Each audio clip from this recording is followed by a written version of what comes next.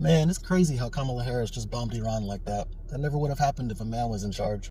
Man, it's crazy how Hillary Clinton dropped a massive bomb on Syria like that. Never would have happened if a man was in charge. Man, it's crazy how famed female president Lyndon B. Johnson sent all those boys off to go die in Vietnam. Never would have happened if a man was in charge. Man, it's crazy how that one female president, Harriet Truman, dropped those nukes on the Japanese. The people in charge have spent a long time trying to convince us that women would be too hysterical to run because they would constantly be looking to start wars in order to cover up their problems or just because of, emotions.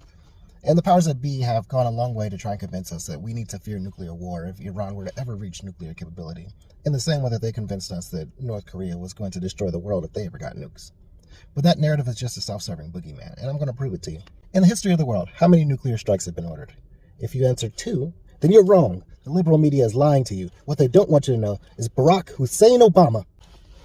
Sorry, I don't know what came over me. Yes, if you answer 2, then you're correct. Now, let's talk about the decades that followed.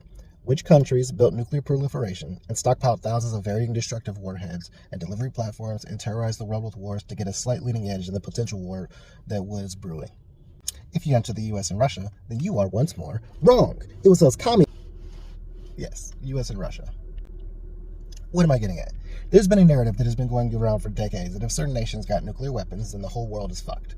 And it's such an effective form of propaganda. Now let me be very clear. Nuclear war, proliferation, and threat is the stupidest shit that has happened to the world. We've been locked in a stalemate with imminent death for close to a century. If you haven't been thinking about that, then it's probably because you've been binging cheap gas, big trucks, and cold beer for the better part of your life.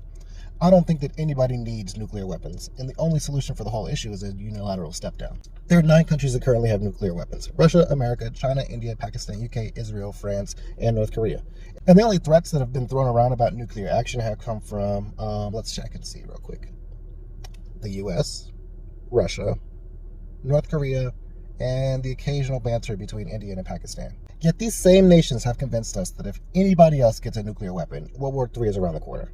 Libya had a nuclear program, and they never once had a threat of employment. Yet the U.S. so casually tosses around the nuclear option that it has become a plot line in movies.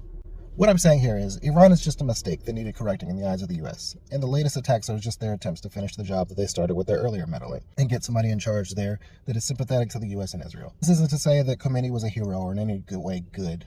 He needed to be removed from power, but really not this way. And that's the subject for a different video.